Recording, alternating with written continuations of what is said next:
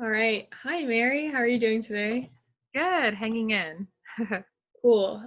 So yeah, today I wanted to talk about your experience with your relationship with food and body, and then what your experience with coaching with me was like. So if you just want to introduce yourself. Okay, I am 27. I am a retired veteran. I served in the Navy for 5 years. Um, I think that the main problems that I have with food and with my body really came as like a consequence of that service, but there was lots of disordered eating beforehand. I think that it was just exasperated by the way that the military handles, BMI and weight, and they encourage you to starve yourself if you're not meeting criteria, and they encourage you to, like, I had a doctor in the Navy once tell me that I should be not be eating any more than 800 calories a day because I was going to gain weight, which is like not a reasonable amount of calories to exist as a person. Mm, So, It's crazy. um, and I really had it in my mind for such a long time, like we all do, that like my inability to maintain this ideal body type that the military was telling me I had to have was like a direct consequence of me like being lazy and being undisciplined and not being able to like live up to standards. Mm. So and I think that as time went by, it turned into a clutch for, having control over things in a life that felt very out of control for a very long time. So, yeah. Yeah, so having something to like focus on and control. I see that a lot too, with people who struggle with food and body. And I definitely went through that myself. Yeah. Yeah. So, I have a 6-year old, and my struggle with food and body, I think, paused for a little bit, like just during my pregnancy, but then hit full force as soon as I had Tristan. And I remember feeling so pressured to immediately be back into like my pre-pregnancy body, and I remember feeling so like satisfied by being able to fit in my like pre-pregnancy clothes, but I was also like completely starving myself to the point where like I went from like producing a good healthy amount of breast milk a day to waking up the next day and literally producing 2 ounces, and then waking up 2 days later and producing nothing. Like I Wow. just completely stopped producing all at one time, just because. And I really credit it to like, one, not being fed enough for my body to even produce anything, and also the stress that I was putting on myself to restrict so much of what I was eating so that I could be skinny after. And Tristan was probably like a week old at this point, like, so yeah. And then let's see what else about me. I graduated college recently. That's really exciting. Ooh. Um, I recently got married, so that's really exciting. And so yeah, that's it. Yeah, and so what made you want to hire me as a coach? So I got to the point with my disordered behavior where I was starving myself so drastically and then binging so quickly that my body was not holding down any of my food. Like for a solid couple months, I was just like throwing up everything I was eating. And I Mm. couldn't figure out what was going on, and I couldn't figure out why my body was doing it. And I was like, I've got to have food allergy somewhere. Like there's got to be something that's causing this. And like, that just led to more restriction. Like, okay, well now I can't eat this, and this. And I just got to a point where like I felt like I couldn't eat anything. And it was such a devastating feeling. And I remember like sitting in the car with my husband and just sobbing because it was late at night and we hadn't had a chance to eat dinner. And the only thing that was open was drive through, but I couldn't eat anything there. And so I was like, oh, well, I'm just going to starve then, I guess, because I don't have anything to eat. And I can't eat anything. And it was so frustrating. And then very shortly after that, I had been tested for celiacs, which I had been told by my doctor was like for sure going to be what was wrong with me. They were like, all your blood tests are coming back showing that this is probably what it is. And like, we're just waiting for like endoscopy, colonoscopy, they come back. And then as soon as those results come back, you'll be all set and we'll go from there. And I was like, sweet. And I had like the smidgen of hope that I was going to figure out what was wrong. And then everything came back clear and they were like, no, you don't have celiac. And I was so mad that I was like, fuck this. I'm going to eat whatever the fuck I want. I'm done with this bullshit. I was just so frustrated. I just like threw my hands up in the air and said no more. And I worked on, I knew that the binging at least was a problem. And I don't think at any point I had suspected the restriction to be a problem, but I knew the binging was a problem. And I started to like form my social media around binge eating recovery, which, led me into like the intuitive eaters and down the rabbit hole of anti-diet accounts, to which of course I stumbled upon you eventually. And I had already been trying to work on this on my own for like a year or so, but I just felt like I was at a plateau. Like I was at this point where like I had made all the progress that I could make on my own with the information that I had, but I knew I wasn't where I needed to be and I didn't know where to go from there. So I follow a lot of different people who have like coaching programs, and there's like one influencer that I follow who did like intuitive eating body like retreats with like groups of women, and I like considered that for a while, but I just wasn't sure if that felt right, and it didn't have the vibe I was looking for, that I felt was gonna like be thriving for me. So I kind of sat on it for a little while, and then when I stumbled across your account, it just kind of vibed well. I was like, okay, well this coach like kind of sits well with my energy and I feel good about that. And what she posts makes me feel validated. And that was really reassuring. And I kind of took me a little while to like get up the nerve to like talk to you about doing a coaching session. And then when we had first connected, I like really didn't put, the initial questionnaire like on my priority list. It was kind of on the back burner, and I kind of like pushed it off because I was busy. And then I got to the point where I was like, you gotta do this. I've gotta fill this out. I gotta get my shit together, because I would have good days, but then I was having really bad binging days. And it was getting so frustrating because I just couldn't figure out why. And I really didn't even have it in my mind that it could be like forms of restriction that I didn't even know I was having. So yeah. Yeah, that's amazing. I remember it was when I first started out and I was offering a month of free coaching.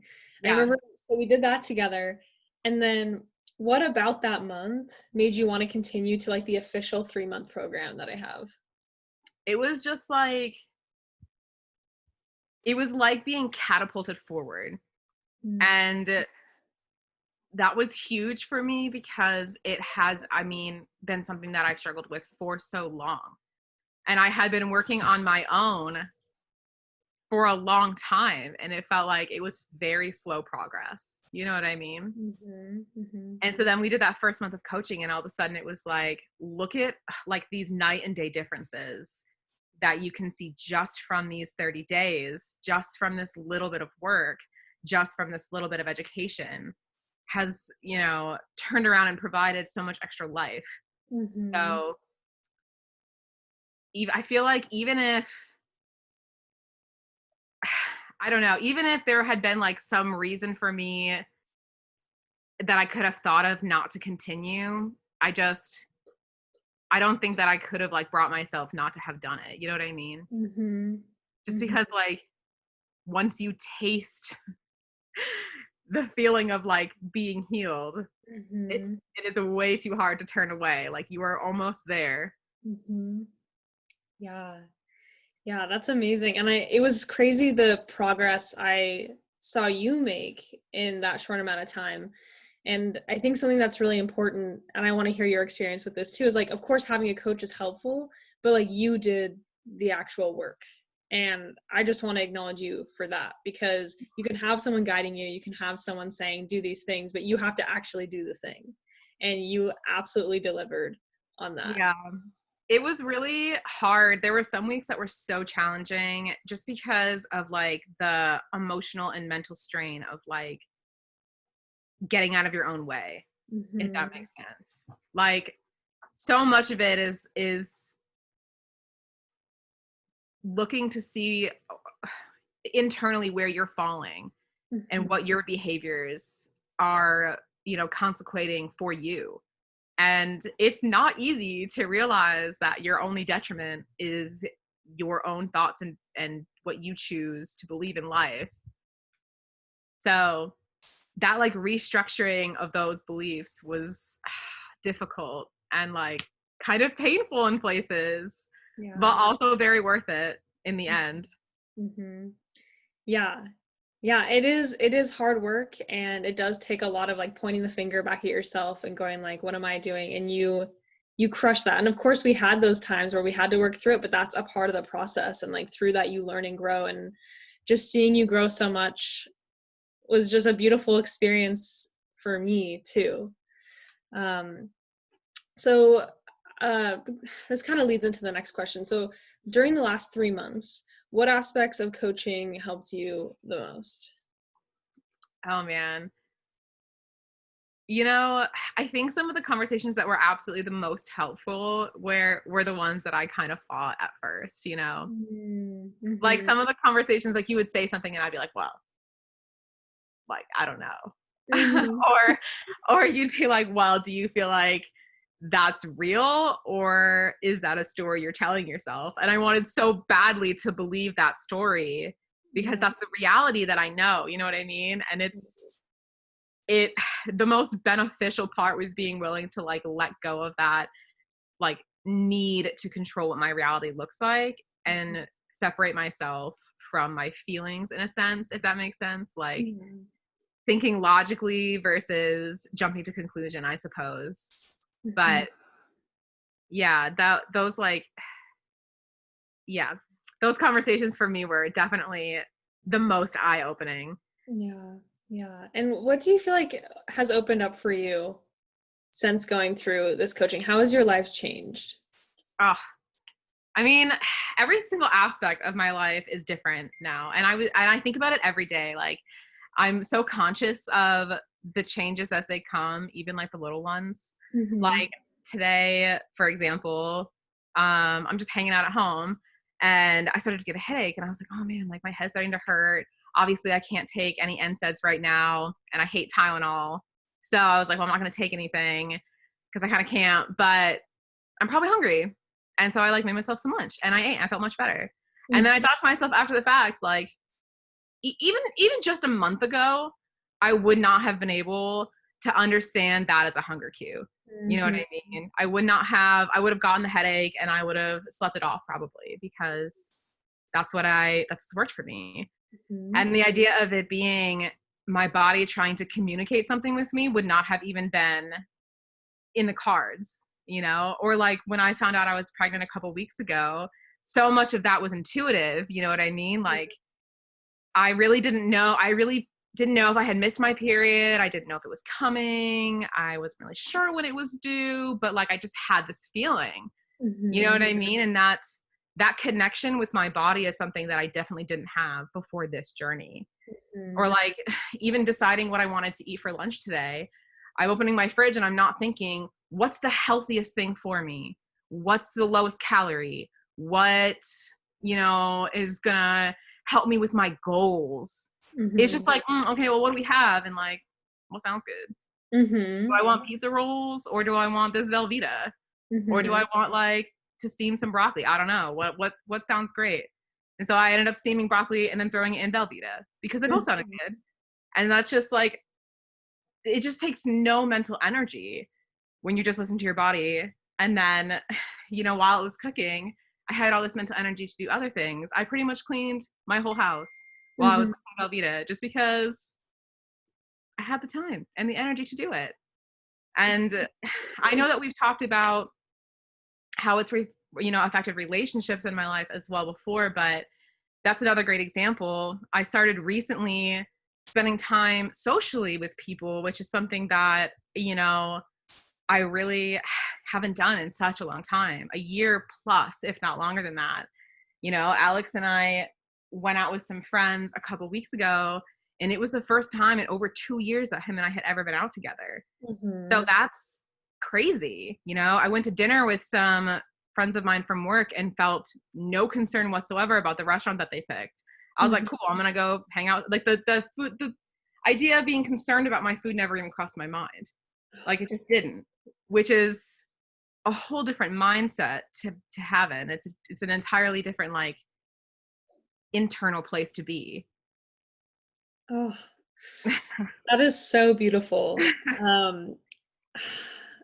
That's so cool to see. And it just sounds like you got back your time, like your money, your energy, and your whole life opened up for you. And you got pregnant. Like, Yeah. oh my gosh, Yeah. congratulations. Thank you.